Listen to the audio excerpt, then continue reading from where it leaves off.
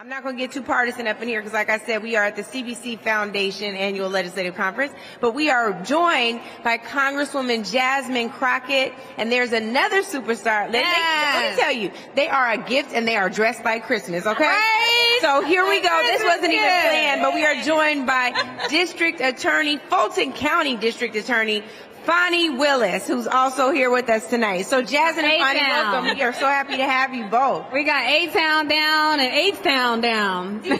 D-Town, Dallas, I'm sorry. Look at me. The whole state. D-Town, D-Town. Yes. We are so Jasmine, excited to have you ladies. Jasmine, you might be a three-timer on this show. You a return guest. I like y'all look hanging out with gorgeous. Native Land. We love having you. The viewers love having you. Well, we I'm say so welcome excited. home. She said I'm at home, so here we welcome are. home. That's absolutely right. I want to, because Jasmine's been here before, so I do want to start off with Madam District Attorney Fani Willis. We were locked, glued. We were so, just cheering for you. So before I ask you anything, I just want to say thank you for standing on the front lines of democracy.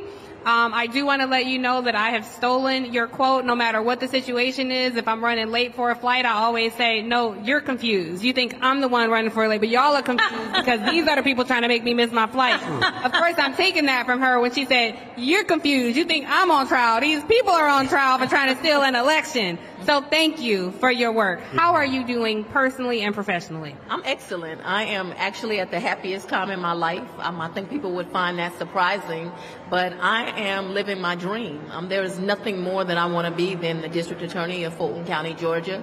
Fulton County is my home. The work is important. It is important that we have people that really represent the values of the community and understand that everyone in a community gets to be safe. So I'm happy there.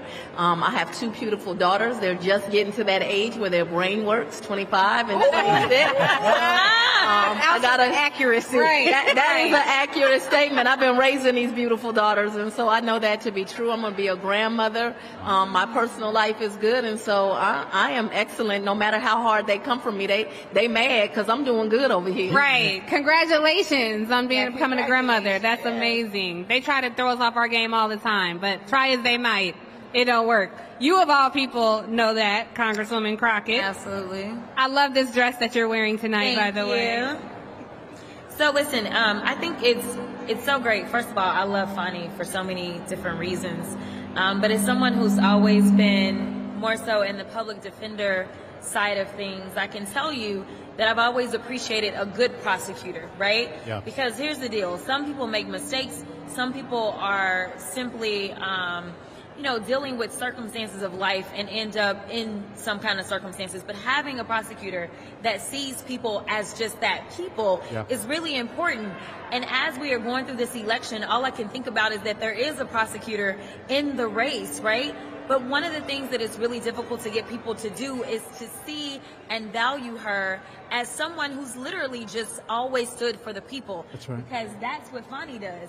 Her job isn't to go after a certain person or a certain type of person. It's to look to see if someone has broken the law and to stand for the people of Fulton County. And so I am so appreciative for all of the prosecutors that actually do their job, which is to seek justice and not convictions. Yeah. And so we need to make sure that we're continually educating our community about what a prosecutor is supposed to look like. Yeah. It's supposed to seek out justice. And sometimes situations just aren't just. But as they are standing in the gap, they are the highest law enforcement agent in those counties. It's real. And so it is important that you have someone that does not misuse or abuse that power, but instead harnesses that power and makes sure that they are standing for the community. And so I'm just excited that I get to sit next to her and we get to bring Christmas early. Yeah. Merry Christmas, y'all. I have one question for you. Fani, it's something I think about all the time. In law school, when they came to recruit, district attorneys, prosecutors would come to recruit. I was like, I can't do that. That's where my people end up going.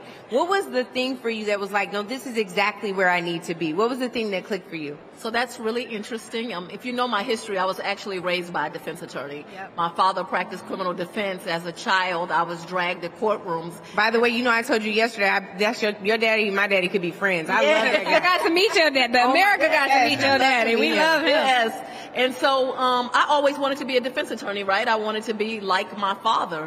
What happened was I was actually young, married, had 2 young children, and I was like, let me go see about being a prosecutor. And what I have learned is, and it is not that I am better than any defense attorney, it is that I am in position.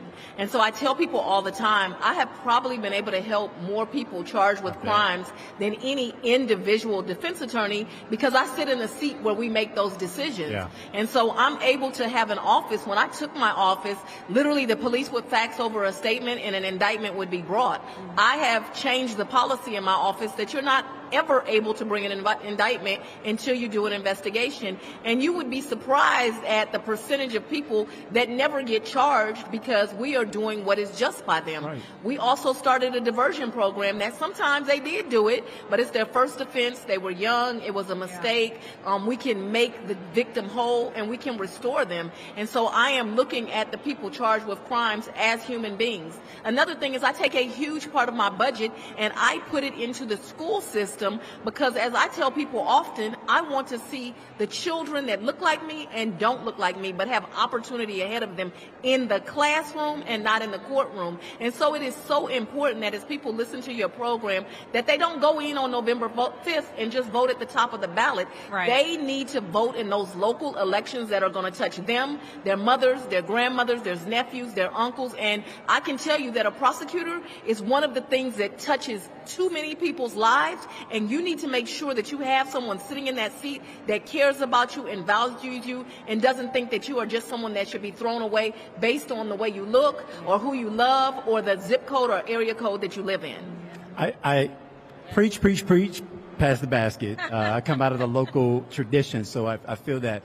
While this question is directed at you, Fani, I'm hoping, Jasmine, you would weigh in here, which is, while you are doing great, which I'm loving in your life professionally and personally, the Republicans in your state are pretty obsessed with you, and so being are attempting to level the power of your office, which will have impact on every black next prosecutor who follows you, and so on and so forth.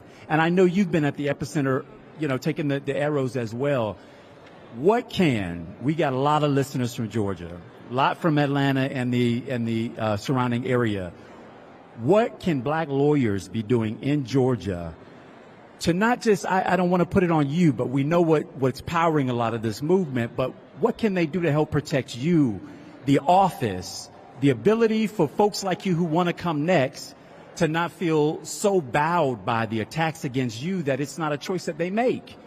What does that look like? And the reason why I pointed at you as well, Jasmine, is because you're a lawyer yourself. Some may be afraid of what that thing is that they may have to do to stand in protection. And I'd love for you to speak to that. Well, I will start. I think that one thing that lawyers all over the country can do is they can let these senators, because I live rent-free in Republicans locally and nationally. I'm there. I got the mortgage paid up. Of course you do. So as a result of that, I am the target many, many times. But what they don't understand is I take my craft very seriously, and we dot our I's and we cross our T's, and we make sure that we operate ethically. And that is a very frightening proposition. People want to get up, they want to do good work, they want to make their money, and they want to be left alone. And so I understand people not wanting to live, really, the hell that I have lived, where I can't live in my home, but I had to pay the mortgage today anyway, or where I am threatened constantly. I understand someone not wanting to live like that. But at some point, you have to make a decision. What is your life for? What does it mean? And for me personally, I want to make sure that it's a life of service. We're only here for a very limited number of days, and the only thing that's really going to matter is how did you help other human beings.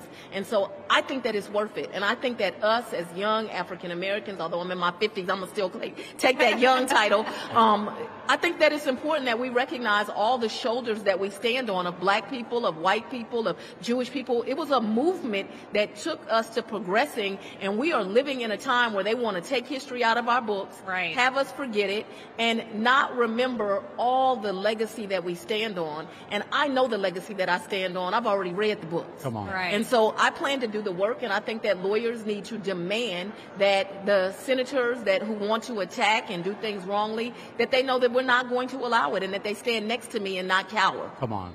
That's it. I was going to just say, any parting words from you, Congressman? I know you guys have to go to the dinner. I was literally going to basically echo those sentiments besides like paying homage to our ancestors who literally paved the way for us to have the opportunities, I do think it's important that as a village we stand together. It's kind of like the kid that goes to the playground. If you go to the playground and they think you ain't got no cousins and no sisters and brothers, then they will jump you. But if they see that you have an entire coalition standing with you, then they are afraid of you. And so what we need to do is we need to flex our power. We didn't get through or to law school by ourselves. There were those that made sacrifices. Some lost their lives, plenty bled, and some literally just went to jail so that we could have the opportunities.